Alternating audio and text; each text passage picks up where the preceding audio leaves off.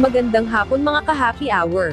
Narito ang mga balita para sa MBC TV Network News Update 5 PM edition. Mga pagkaing Pinoy, kasama sa isinusulong na experiential tourism ng bansa. Binigyang diin ni Pangulong Ferdinand Bongbong Marcos Jr. ang halaga ng pagkaing Pinoy sa itinataguyod na turismo sa bansa.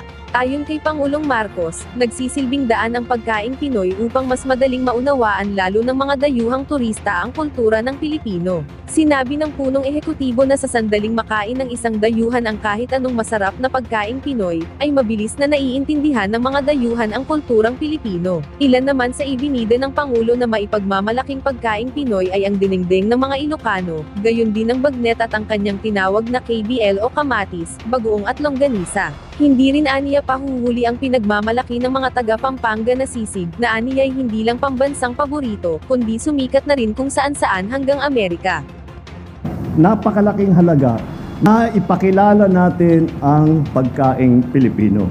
Dahil kapag nakakain na ang isang dayuhan ng masarap, kahit anuman na klaseng Filipino food, basta't natikman na niya, malaki na ang kanyang pag-unawa sa kultura ng Pilipino. Samantala, sa Metro Manila ngayon, 8 tauhan ng EPD, sinibak sa pwesto dahil sa maanumalyang operasyon laban sa isang Chinese sa Las Piñas. Kinumpirma ni Eastern Police District Director Police Brigadier General Villamor Tulyao, na isinailalim na sa restrictive custody ang 8 tauhan nito. Ito ay matapos na masangkot ang mga naturang EPD police dahil sa maanumalyang operasyon, laban sa isang Chinese national sa loob ng exclusive subdivision sa Las Piñas City noong April 2. Paliwanag ng EPD chief, walang koordinasyon ang operasyon ng mga pulis at wala rin silang mga suot na body camera sa paghahain ng arrest warrant laban sa Chinese na target ng operasyon. Sa pagharap sa mga mamamahayag ngayong hapon, sinabi ng mga kapatid ng biktima na sina CS at Kitty, na hindi lamang simpleng harassment ang ginawa sa kanila.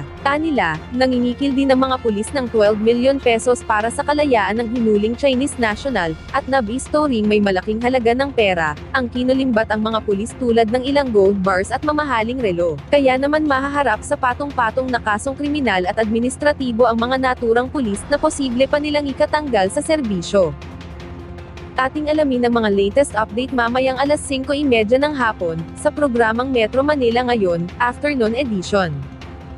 At yan ang mga balita para sa MBC TV Network News Update 5 PM edition. Samahan ninyo kami bukas, mula alas 9 ng umaga, hanggang alas 5 ng hapon.